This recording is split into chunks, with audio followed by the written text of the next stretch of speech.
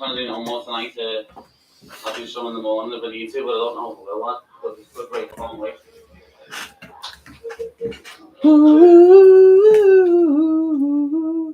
That's the way he should be enjoying mantras because he's gaining right there, like he's eating carbs. But if he's spitting, like.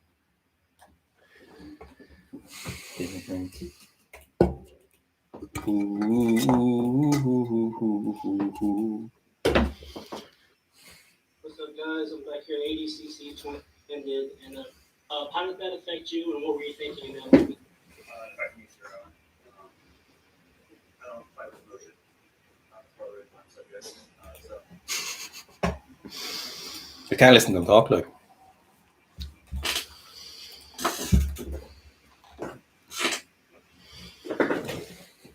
Is that plugged in? Yeah. Is it connected to them? Yeah. Hello. How's everyone doing? Let's give it a little bit. Remember, as usual, questions in first to get your question, because we get to about an hour, we go in order, and then we usually just pick some random questions in. Always great questions, though. There's always great questions in the live stream, so it's not that we want to stop, but we just have to, obviously, keep it to a time. We'll give it a few minutes before we get going. How's your day going, Fitz? My day is going great. Yeah. We're cutting water or cutting weight. So it's a sweaty enough all day, as you can probably see.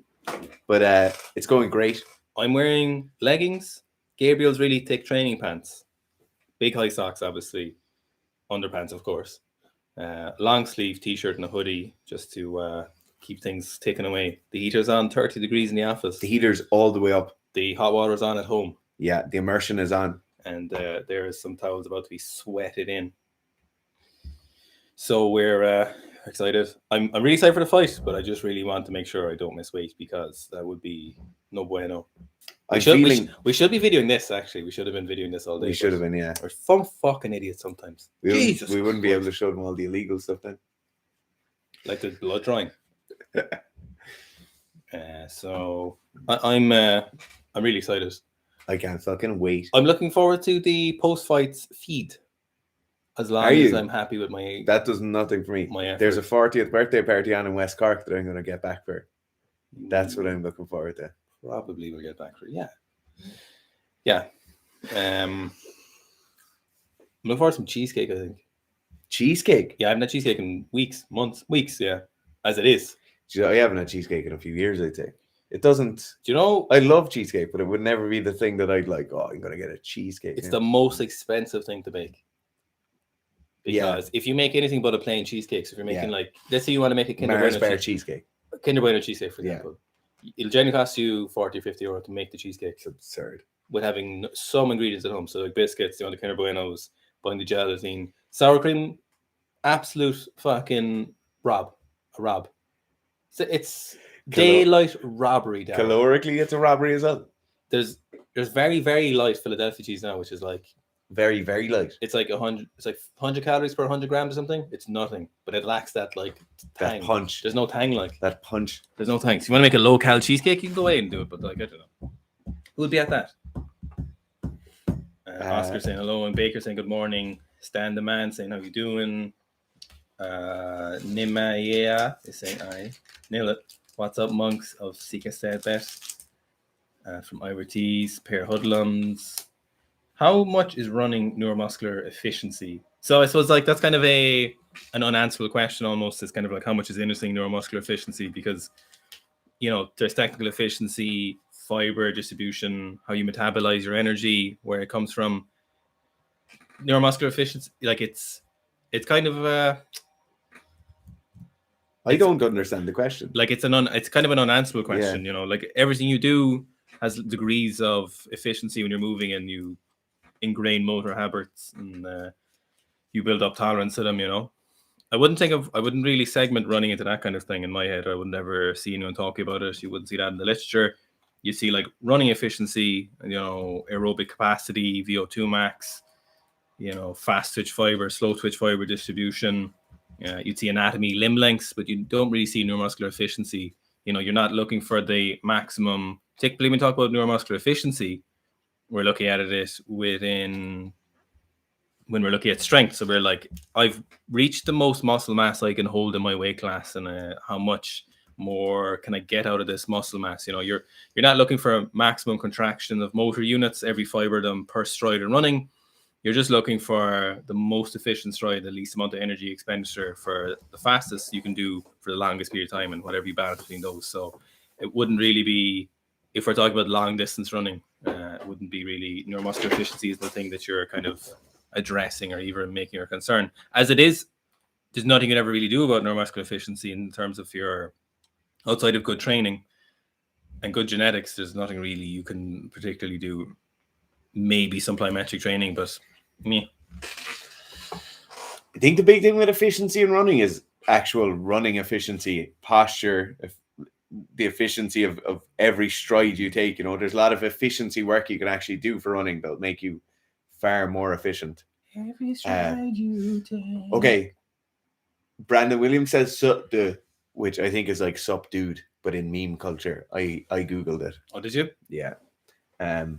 I'm not big on the old internet culture. Jason Thompson says, about to start BJJ, any advice? The first thing would be, don't listen to me and Garth, because we're lowly white belts and we know nothing. If I was to give you any advice, it would be find the best gym with the best coach you possibly can, and then go to them.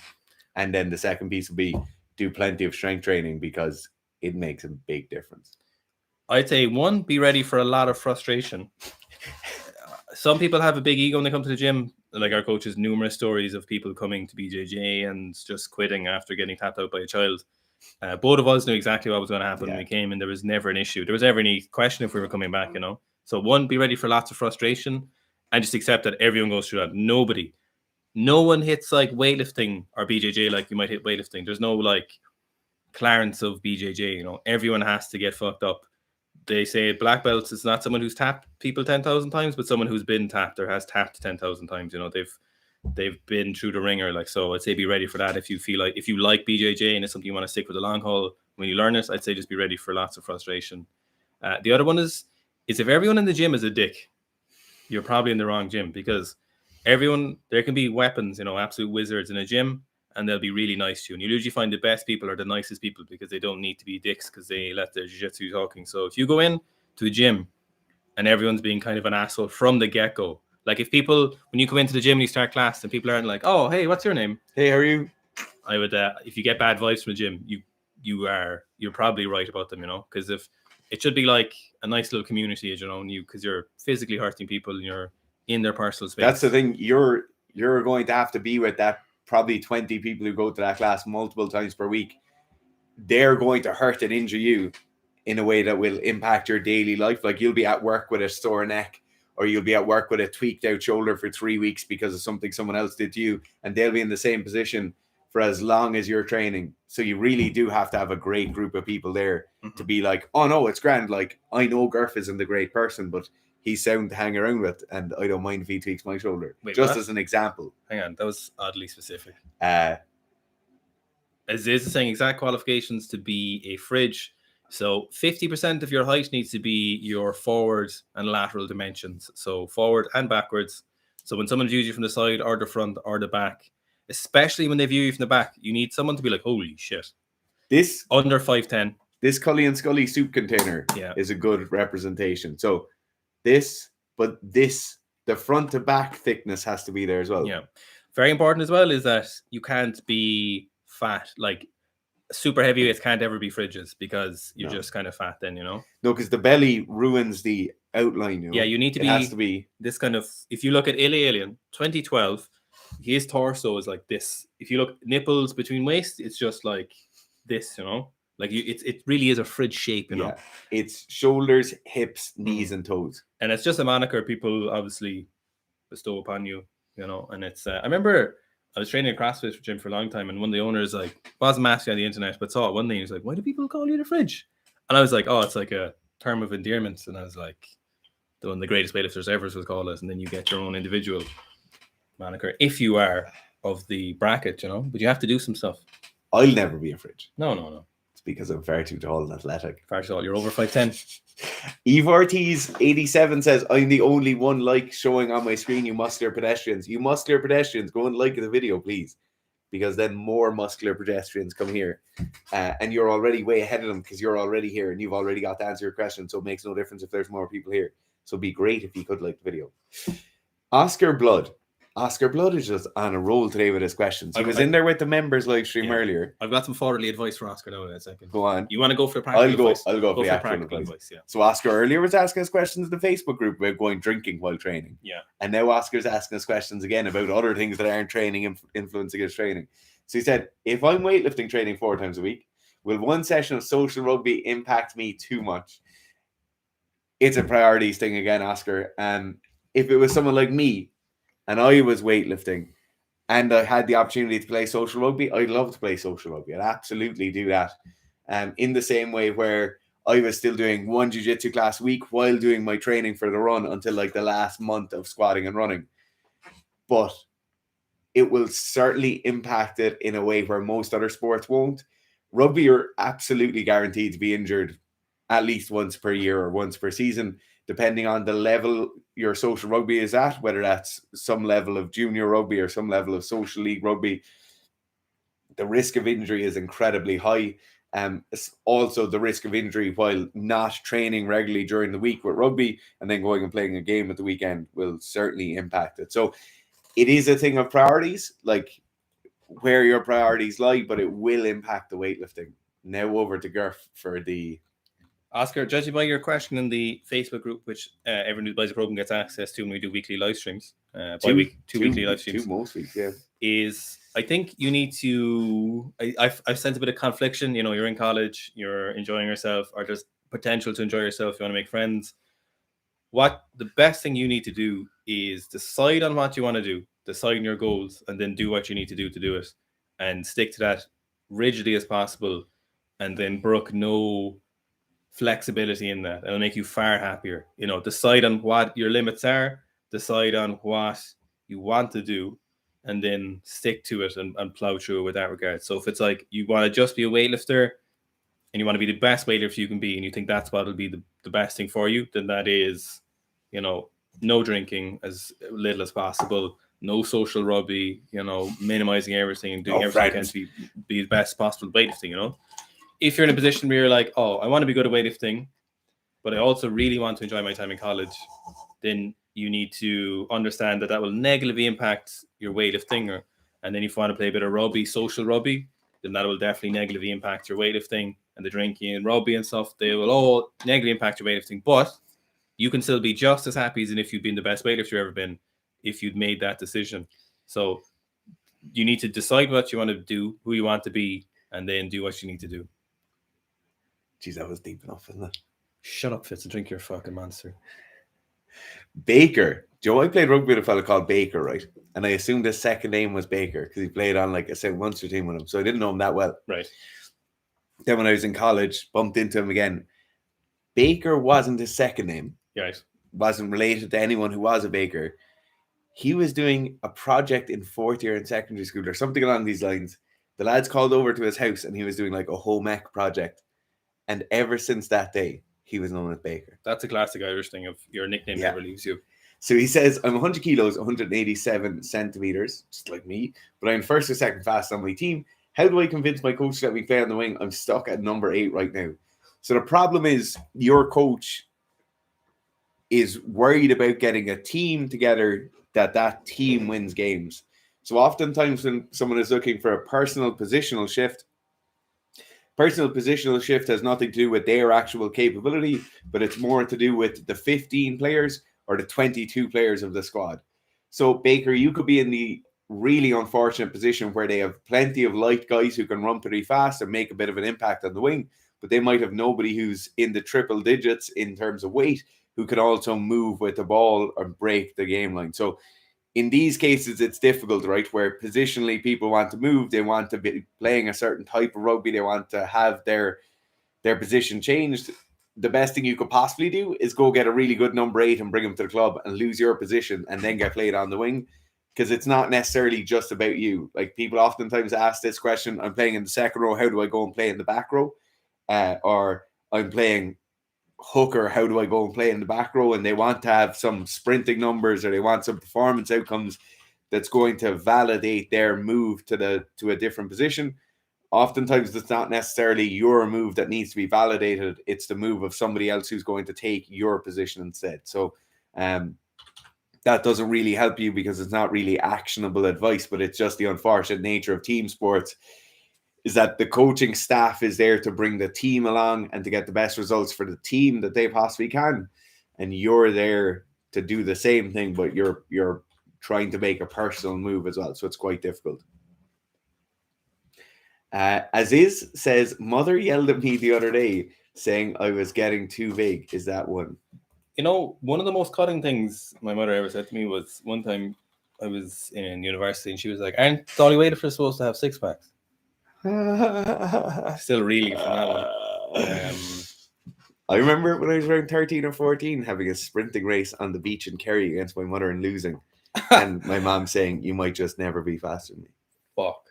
But Walker, I showed her.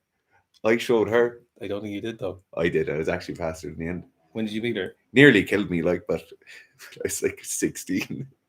That's intense. Yeah. There's nothing more cutting than that. No. She's like, yeah, you just mightn't be able to. They're so mean. Their innocuousness is what makes it so vicious. I see, like, my sisters with their kids now, and they're so nice to them, you know, and they're so, oh, no, it'll all be great. Like, No, when they're none older. of that for us. No, none of that for us. No. How's the new home gym going? Very good. Getting the wiring done soon, so I'll have a heater and lights in, which is very important for the 8-month-long winter in Ireland. 2 months, which are spring and autumn, and then there's actually a month and a half known as hybrid spring-winter, and then there's sprinter. That's spring-winter is actually colder than winter. It actually is because you Jesus, dress lighter. March, February, and March can be cutting. You'd think because you're like it's spring now, so I'll dress lighter. And then you're actually colder. If you want to see snow in Ireland, come in like March. Yeah, it's getting later every year as well. Yeah, and then we've like schmummer. We don't have like summer. We've like schmummer. And then you have bouts of extreme summerness. Yeah, where it's like mid-20s. Everyone's like, "Oh my god, Ireland's amazing! Let's build a pergola in the back garden." Yeah. And then your pergola is going to get blown to shit when the next storm comes. Interspersed with more schmummer. Yeah. Okay. Yakatsuki nailed it again. Hey guys, thanks for answering my question on soccer for the past few live stream. Helped a ton. Yakatsuki, thanks for commenting and asking the question. Kinda Thick says, there's such a thing as hybrid training? ? Or is it just a buzz term for endurance athletes with good S&C and or hypertrophy work? So there's certainly a thing. Like, it's just a term. To be honest, I think it's coming a lot more from the fact that people don't want to be the massive endurance athlete, the massively specific endurance athlete who maintains no major muscle mass and is kind of this frail human. I think that it's not very snazzy on social media. It's not a very fun thing to be, like those super low body fat percentages, super low amounts of lean tissue mass, and just this kind of very small frame. People don't like being like that. Like, even the triathletes I would have known when I was in university, they didn't like being like that, and it was their job, you know. Like, it's just a much more enjoyable thing to be a bit stronger, a bit more robust in your frame, and do all the endurance stuff. Or at least that's how I perceive it, because this kind of hybrid training has become so much more popular in the last few years, and there's no real explanation for why it has. It's not like that remit of sport has grown. Like, there's not suddenly a demand for that in professional sports or even in amateur sports. There's no event which is going to really test someone like that. But it just appears as though people are more interested in being slightly bigger, slightly stronger, a bit more robust, and being able to do all the endurance stuff. They're dead fucking right. Yeah. How long are we looking for the next March? When is it? What has changed for the pants, etc.? So the next March will be very likely in October. It's just depending on how the next shipment of or the pants get here. So what will be happening for the next merchandise launch will be you'll be able to pre-order the clothes for a certain day. So the t-shirts. So we've moved to a different company who print the t-shirts. They're 10 minutes down the road from us. We're looking for a long time for a new company, and our old company actually put us in contact with them. So they do a better kind of screen printing. So we visited their factory a few times, and we might actually do a video if we can do it. So you have to pre-order the new shirts, because last time everyone didn't get the shirt. So this is one of them. This is one of our our legend series. So this is one of the heroes of Sika Stan, and you have to pre-order those, and then we will have the Sika Strength kind of NFL kind of logo. So it'll be the 2 graphic t-shirts. You'll be able to order those for a certain number of days. At the same time, the pants will go live at the start of that pre-order time. So the pants are a limited number of pants. So you will order the pants, and once the pants are gone, they will be gone. The last time the pants sold out within the first 30 to 45 minutes. So once that order is done, you'll be able to order your t-shirts at the same time. We will close down the orders after a few days, and then we will, if anyone has pants and t-shirts and stuff, we'll ship them together. If people only got t-shirts and stuff, we'll ship them all again at the end. We'll get them printed. So everyone's shipment should be done hopefully with the end of that week. So we'll be doing all ourselves as usual. And you will have your t-shirts, and then obviously limited number of pants. The pants, we've changed some of the looks, so they're gone all black this time. We've changed the waistband, and we've put some embroidery on the inside of the waistband just to change things up, make it a little bit more professional looking. The waistband is different, so we have a drawstring this time instead of an elasticated waistband, and we've reduced the length of material but not the volume or amount of material in the pants, so they're still very dense pants, still very stretchy, still primarily polyester, but very polyester and last stain, and they are very good for resisting the wear of the bar. I have pants that are a year and a half old now, and I train them regularly, and they still have worn away. But the length of the pants has been shortened a bit per size. We'll be telling people the inseam, so people will be able to better get an idea of the sizing for them. From what I've seen, everyone has a pair of pants, really wants to order another pair of pants. So obviously I want as many people to get the pants as much as possible. So we want people to get them as much as they can, So I'd say just be ready for it. Like last time, for the pre-order, we'll let people in the Facebook group know the day before what time it's going live. They won't be able to buy it before it is, but they'll know exactly what time so they can be ready. Everyone else will be notified at the time via Instagram and a YouTube live stream. We want to make sure everyone the YouTube live streams, because a lot of you guys are regulars and you watch out for live streams. So as soon as you see that new pants go live, you'll know to go straight to the website and go order it. And then once the pants are sold out, they will be gone. We'll try to get a shipment in soon this time if there's demand, but we'll try and make sure we're just going to assess what the pants look like. And we see if we want to change some stuff in them, but we want to get people to have them first and see how they're going. We want to make sure they're going the right direction, which we're confident they are. Visually, I think in terms of materials, I think we're done with changing the pants for time. I think this is the best we can do and the best we want to do because it's good. Practicality, I think we're in a good spot. I think after this, it'll be like visual changes will be a big thing to make some nice looking pants, probably maybe some different kind of designs and thing. I think will probably be the next step for the 3.0 version of the pants. And we make sure people are getting something that's really good quality, which we know they are, and it's something that lasts you a while. As pants go, they're not cheap, but they are very good quality and they are a tool for a job. They're not so much leisure pants. They're pants people really want to train in, although people do wear them, I'm sure, for leisure. But, they really are a tool for something you're doing, so we want to make sure it's the best tool for that. They're far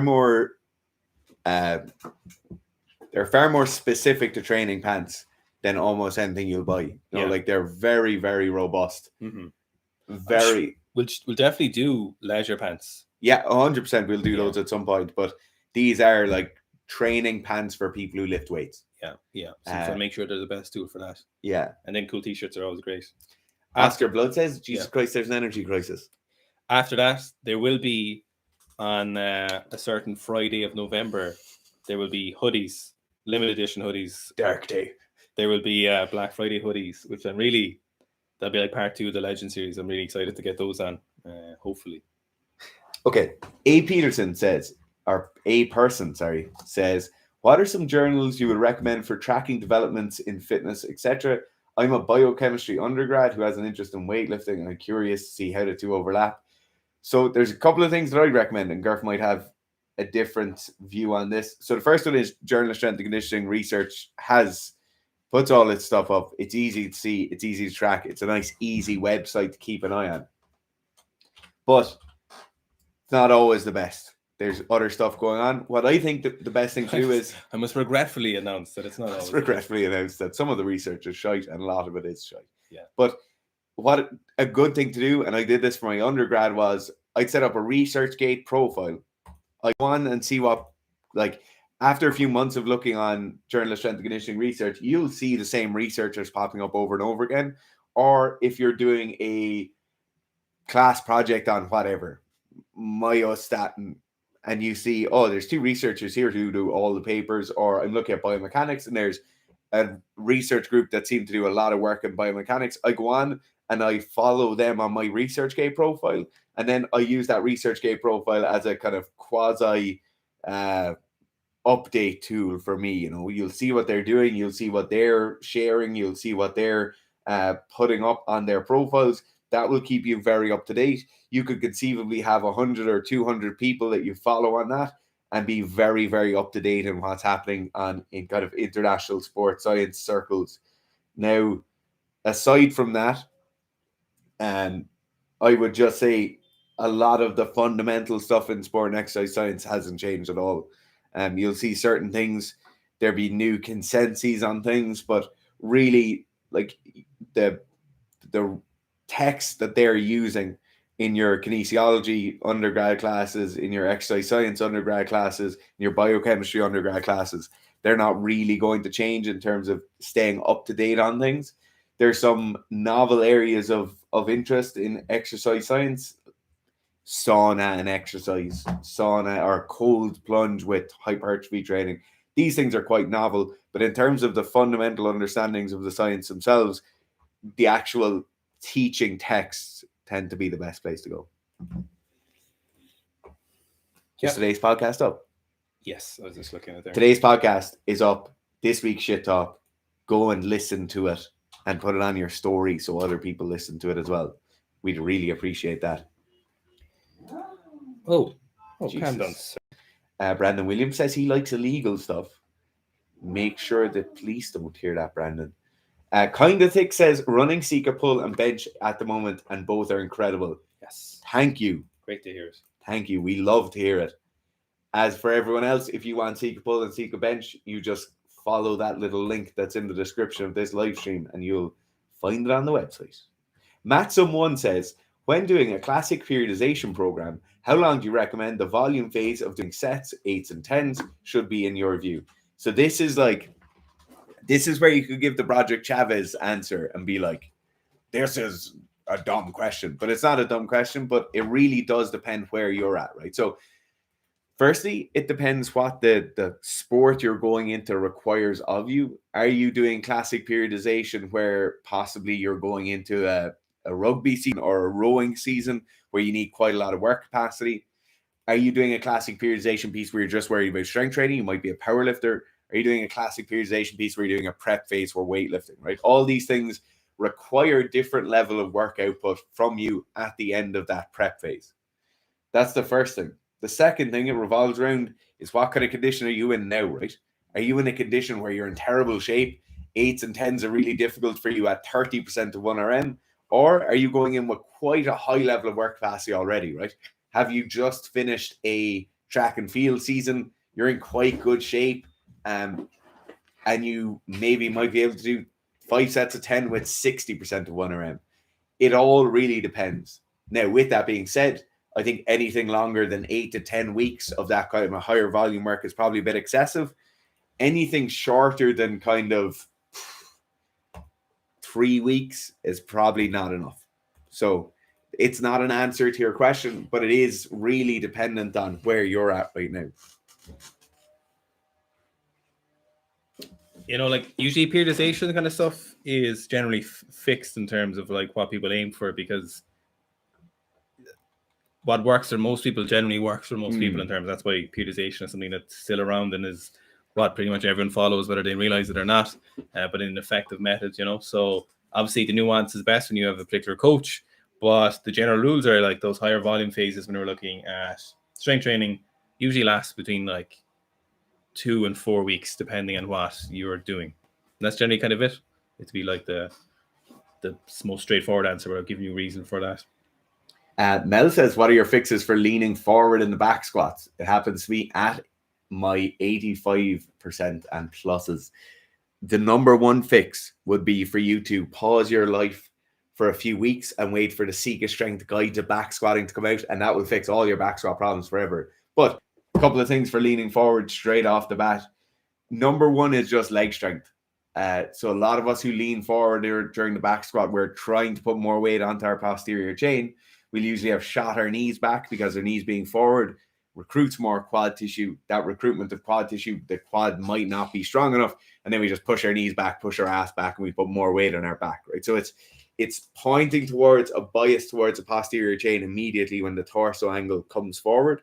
So stronger legs is number one. Number two is you probably need more ankle mobility. So it may not be a thing of that you're pushing your knees back and getting your ass back over your heels more. It could be a thing of where you actually can't maintain that position as you go down into the bottom. So if you imagine once our knees push forward and our knees are in a static position, push forward in a static position, our femurs essentially move around the knee like a pendulum.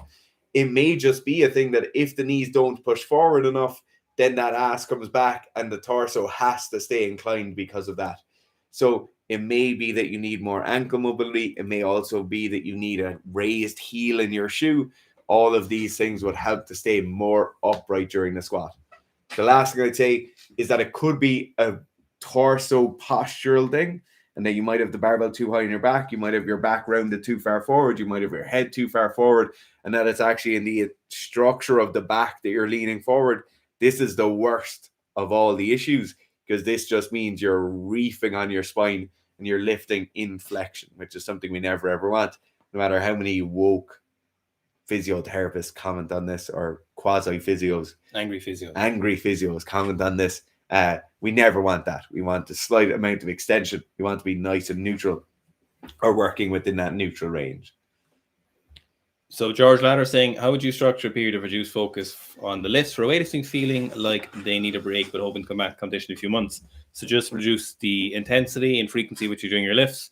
Still perform some full snatch and full clean and jerk and some strength training, so don't lose touch with everything, but just give yourself an adequate break. You can also begin this reduced period of training by taking an extended period of break from the gym altogether. So if you feel like you need a break, something between like a week to 2 full weeks. Generally 2 weeks is nice away from the gym, just don't train, don't go to the gym, don't do anything, just do some walking or exercise or whatever else you do, and then come back and just keep that frequency low. So like 1 full snatch per week, 1 full clean jerk per week. Make sure you're back squatting once a week and doing some pulling once a week, and then you should be good. It's just a break for a reason. You're not trying to, as soon as you take purpose for anything and as soon as you start trying to chase anything in that training, you've automatically made it not a downtime and not a break.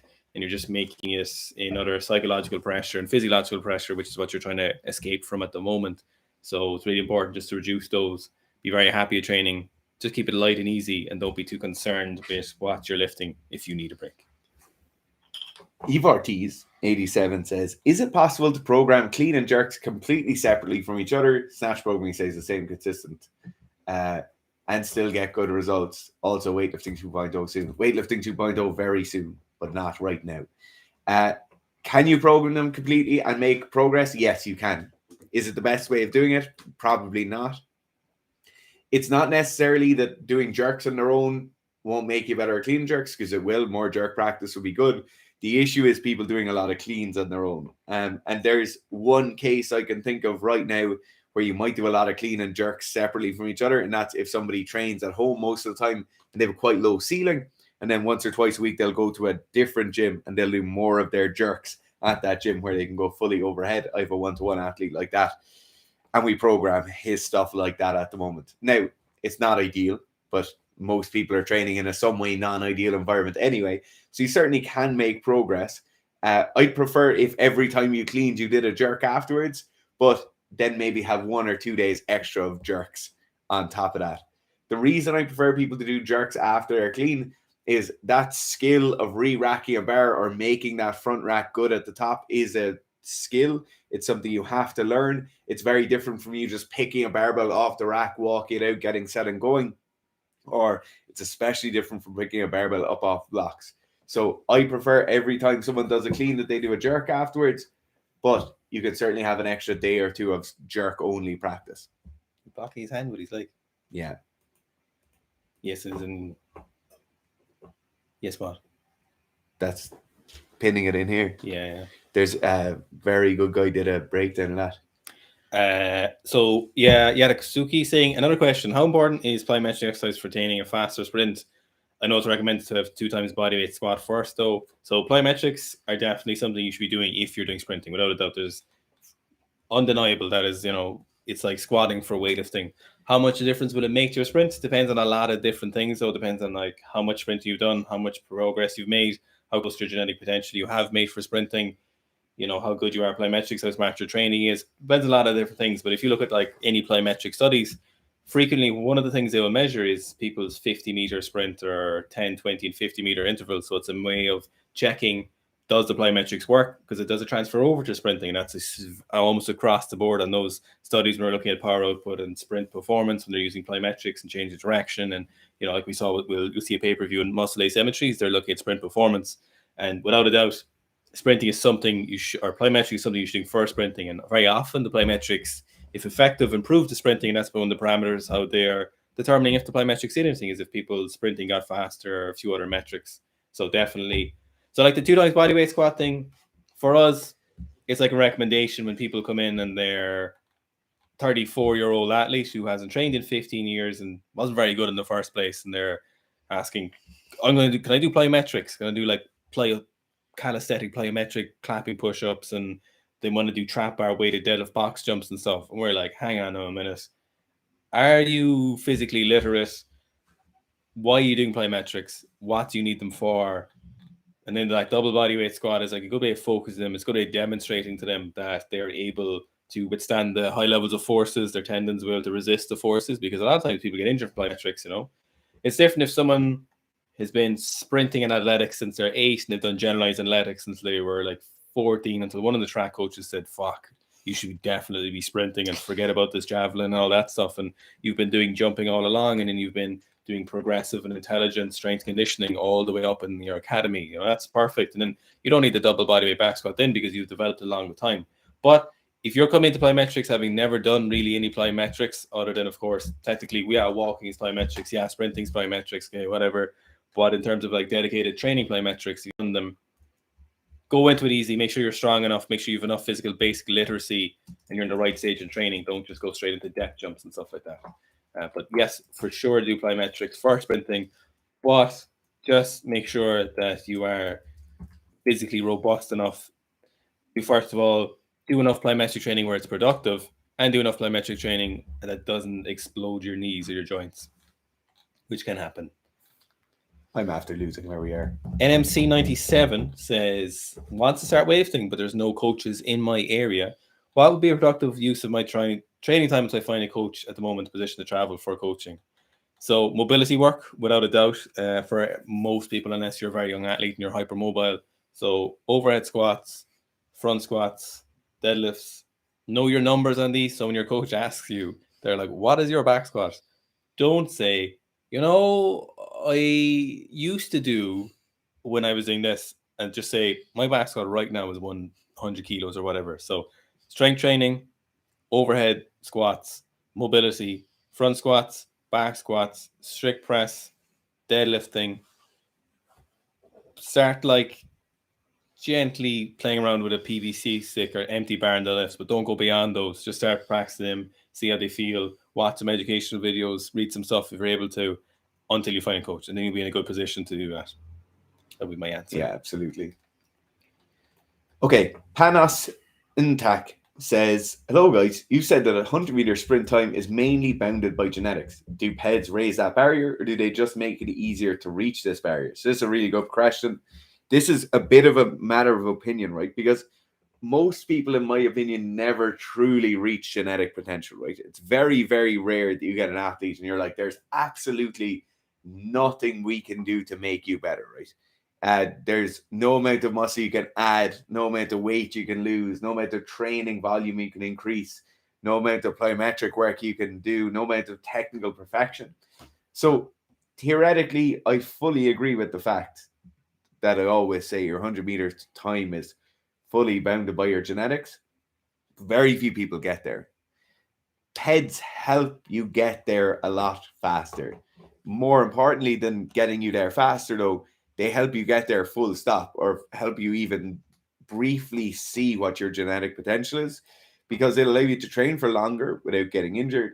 They'll allow you to train harder without needing a break. So like you can do multiple blocks in a row, and they'll also just allow you to get more different modalities of training in. So if you were just a normal track athlete, you might struggle to get your S&C work done, struggle to get your technical work done, and struggle to get your track work done.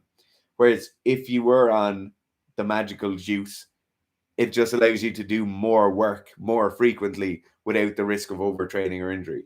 So it's not necessarily that the ceiling of genetic potential is raised with PEDs, although with new kind of gene doping, obviously we're going to change the genetic potential of an individual. But right now, with our kind of classical suite of PEDs, or what people would consider to be traditional PEDs, there is a ceiling that's very much put on by PEDs are like a step ladder to help you jump up to that ceiling a small bit easier, I'd say. Yeah, the PEDs and the genetics kind of is an interesting question. It's in thought process. I suppose like when we put the language you use on PEDs when it comes to biology and like barriers and stuff, probably doesn't succinctly like describe the situations, you know. Like you could argue when you're using words, you could argue that that was your genetic potential, like they were saying, help you reach them. But you could argue that that was always your genetic potential, but you just needed PEDs along with food and nutrition to get there and stuff, you know. Yeah. And I know people like to be like, no, genetic potential is what you can do, natty. But if you did it without any physical assistance, it's still within your genetics. You're just using whatever's in your environment, you know. And I understand people are like, no, it means like an absence of drugs. But if we're looking at like the ultimate fastest 100-meter sprint time, you know, there's no one running sub 10 seconds without drugs, you know. There's probably no one running sub 11 seconds. Well, probably sub 10.5 seconds without PEDs. And I know someone's going to comment now immediately and say, I actually knew someone who was doing it in school who was doing 9.5 and he definitely wasn't drugs or whatever. But that's beside the point. PEDs, you know, just exacerbate what's already there in reality. That's why we say you can't make strawberry jam out of dog shit, you know. So, like, we're never going to run a 9.5 100-meter, no matter what we do, regardless of what the PEDs we're using. You put both of us together. Yeah, put both of our genetic potential for that running thing together, it wouldn't happen, you know. And it's really exploiting your PEDs or exploiting your genetics as much as possible, while also exploiting the PEDs you use that really make for the best strawberry jam at the end of the batter. It brings up a funny piece of mental gymnastics when you say, oh, what was your genetic potential naturally? Because then you say, well, naturally, you should do no run training or sprint training to get there. Yeah. Because everything you do to train, like every training session you do will elicit some sort of genetic transcription response. Every time you have an adaptation, like a muscle adaptation or any sort of aerobic adaptation, whatever it is, increasing mitochondrial density in your cells, right? You're altering your genetic profile by doing that. You're transcribing genes so you're better able to do it the next time. And that's everything you do in life does that. So then every part of your life changes that genetic code in some way. It unravels that double helix, transcribes a few more in there. And then it is interesting, you know, like where's that line between what's my genetic potential and what's my potential to do without drugs and what's my potential to do full stop. Okay, Eve Ortiz says, are you guys watching Asian Championships this year? If so, who are you looking out for, excited for? I'll be interested to see what like Xi Jiang does if he's going. I'll be very, very, very interested to see Akbar Jurayev lifting. Oh, yeah. And then if Lou is there, but that's probably it. Unless I'd like to see what Miso does. Oh, Miso, because of course. Miso's getting back in shape. Sorry, yes, of course. Miso, number one, then Akbar Jurayev. And then Xi Jiang would be probably my top three most interesting see who's lifting. Billy, my homie, says cheesecake fights ? Make it vegan and eliminate the inflammatory properties. I assume that's some sort of sick joke. This is not the way, Billy. This is not the way. Jim Jam Razmataz. You nailed it. Said, I've ran my deload week 3 times in a row now. Lots of outside gym stress. But am I being a pussy? No, like, so psychological stress is different impacting on people. Your perceived impact, your stress impacts you as much as you think it does, you know? So if you feel like stuff is stressing you out and you have no idea what's going on, that's what you feel like you need to do, and that's what you should definitely do. You might be being a pussy. We don't know the particulars of the situation. Like, there's certainly some of our friends who we both are thinking of right now offhand, if they said something like that and we knew the situations, you'd be like, you're definitely being a pussy. But if you had, a bereavement and you broke up with your partner and you just have your final year exam to come up and your car broke down all in the space of 10 days or something, then you'd be like, yeah, you should probably deload. Like, that's how you deal with things and how some people might deal with them going training to the gym. They might enjoy that aspect of it and might help them deal with them. But if it's not for you, it all depends on your situation. You could very well be a giant wuss, or you might be a very reasonable, natural, level-headed human. And you're like, okay, training should just take a backseat for the next 3 weeks because all of this stuff is going on. My training wouldn't have been productive anyway because all this stuff was happening to me. So I can reassess where my training is once I've all this life stuff sorted out, because life stuff pays the bills and keeps me the ball rolling, keeps the show on the road. But again, you could be being a pussy if it's like really small stuff and you're not stress resilient. It's too hard to say. Jim Jam Razzmatazz. Jim Jam Razzmatazz, if you want to write a short story or essay about your general life and your upbringing, myself and Owen will judge you severely because of it.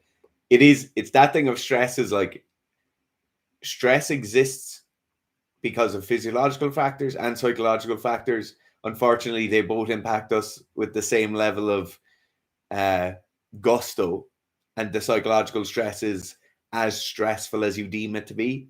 So it's the unfortunate fact that subjectively you might be phenomenally stressed, where objectively it may not be that stressful a situation, but the objectivity of it doesn't matter, So as Gerf was saying, like, you could be the most level-headed person and be in an unbelievable stressful situation, or you could be just a bit soft. What I would say on top of what Gerf was saying in terms of like the advice of what to do now is, oftentimes the gym work and the training, and particularly with weightlifting because it's so technical and it wrecks your head so much, the sport is so unbelievably frustrating at certain points, is that can add to the stress. And just by you going training and having bad sessions, that makes you more stressed. And this thing might have needed 1 week of deload, but because you were kind of half in and half out, becomes 2 weeks of deload or 3 weeks of a deload, rather than just taking that full clean break and then getting back to it when you need to. But if you weren't clean, you wouldn't need any breaks. Hey! This guy. Okay. Tony D says, that's a great question. Lads, I will say the quality of the questions are very, very good. On 3, so 1, 2, 3, go. You say the exercise you're thinking of, and I'll say the exercise I'm thinking of. Okay. 1, 2, 3, go. Bulgarian split squats. I was going to say heavy kettlebell deadlifts. You're with really heavy, like 40 kilos down here, and you're standing on a box either side. Wish it solved the company now. No, I'd say for me, it'd be heavy Bulgarian split squats. But you see, then we're into our unilateral work, and I'd actually prefer. Well, obviously, back squats is obviously back squats is the initial. Yeah, sorry, but I assume you're back squatting as the way I would assume he's doing his unilaterals as well. Okay. So I see what you're saying. I'm 100% on board with you. Him needing unilateral leg work in absence of all absentia of all asterisks here. I would say just more back squats. Yeah, more back squats would be great. Get them quiet. These ain't helping me make weight. They're not helping me make weight. They're not helping you make weight. What I would say is, if you want something that's going to directly kind of copy the belt squat, although not as effective because you do load your spine when you're doing them, if you were to get like super heavy kettlebell deadlifts, stand on a box each side so you can go down super deep, you would have seen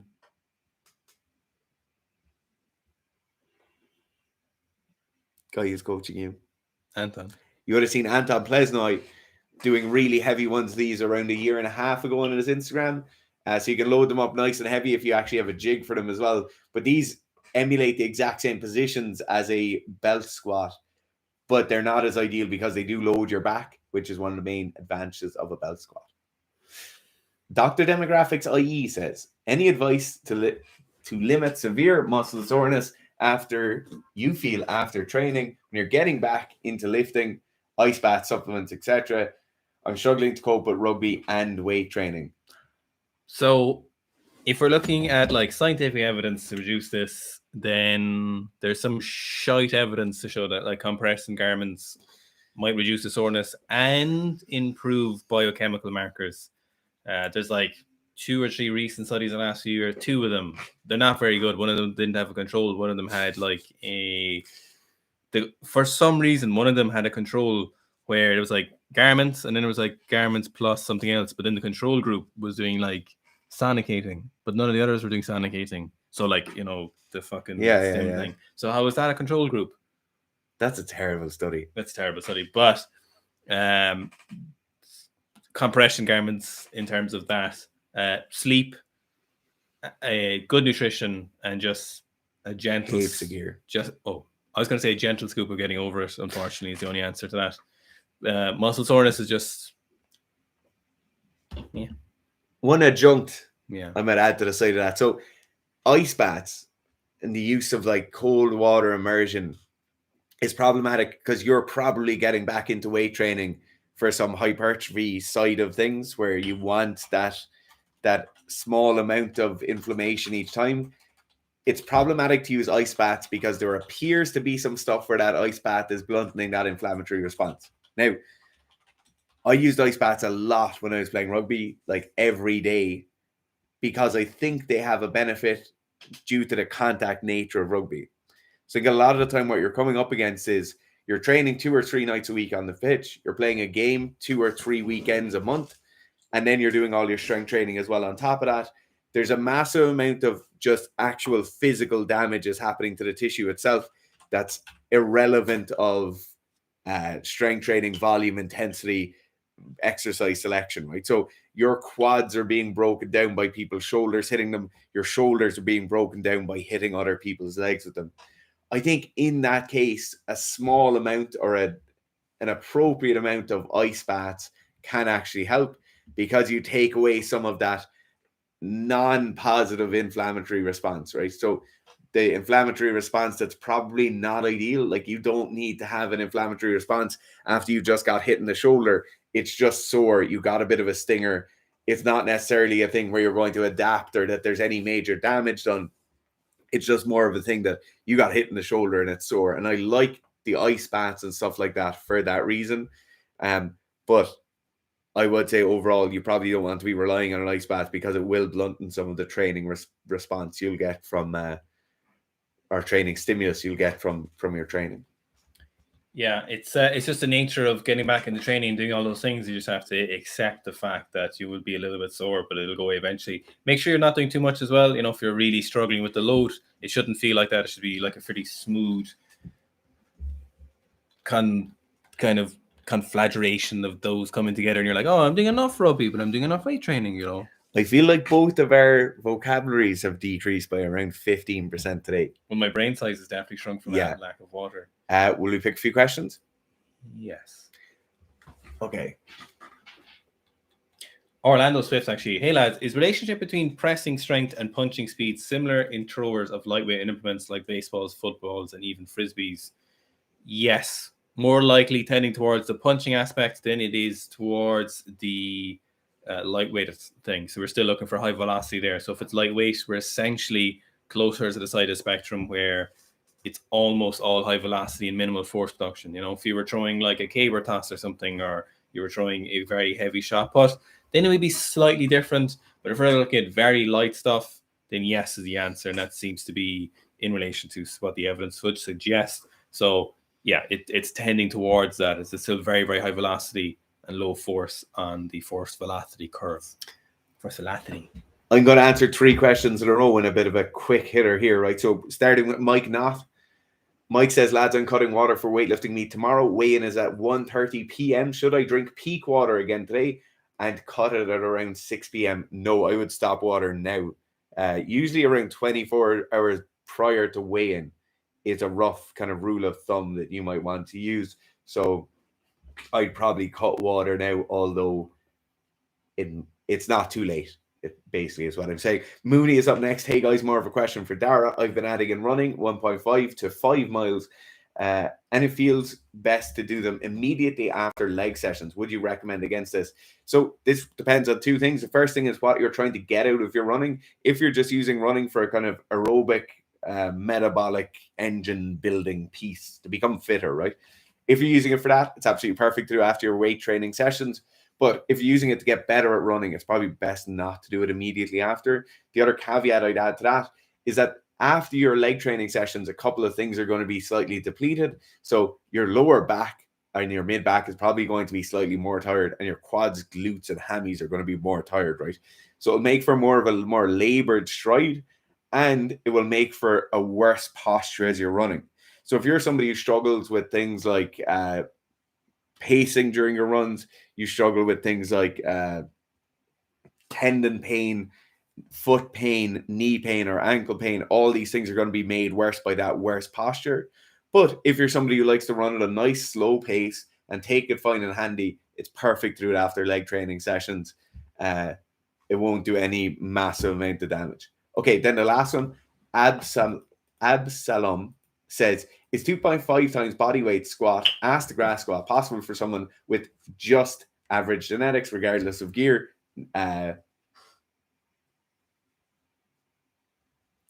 No. No. For the average person? Sorry, average person, no way. So like for an 80 kilo person, that's like 200 kilos. No. No. Not I don't think average. so. Not from what I've seen. You'd certainly need some sort of predisposition towards strength or power sports. Yeah, it's certainly not on the bottom end of the bell curve out here, but no. it is not. It is not up at the top. Yeah. The average, no. In absence of gear, no. No, I don't think. No. No. It's actually, sorry. I was disingenuous to pause before answering that. Yeah, pausing made it seem like there might be some. Sorry, yeah. No. Not 2.5 times. Not 2.5 times, no. No, honestly, No.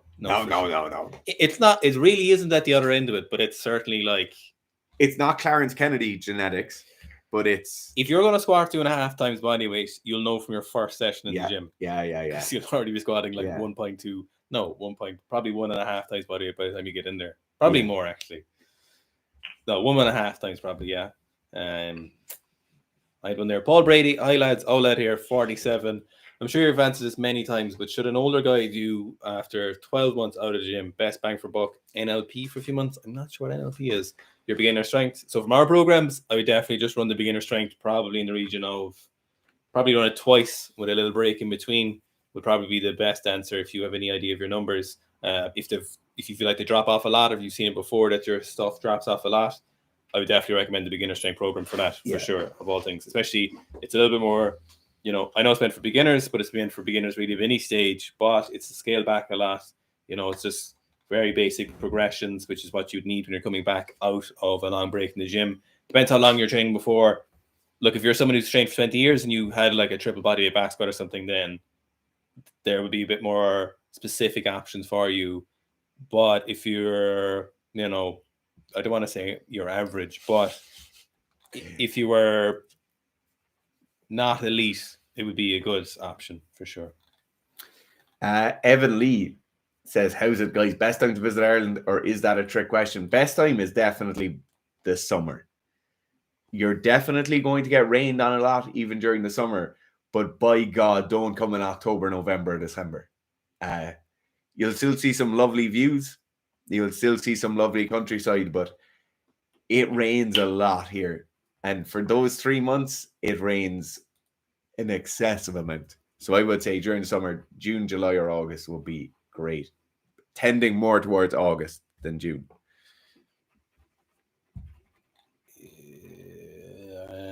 I think we're done. Okay, I think we're done. Okay, we're done. Okay. Thanks for everyone watching. Thanks, guys. Now we're done.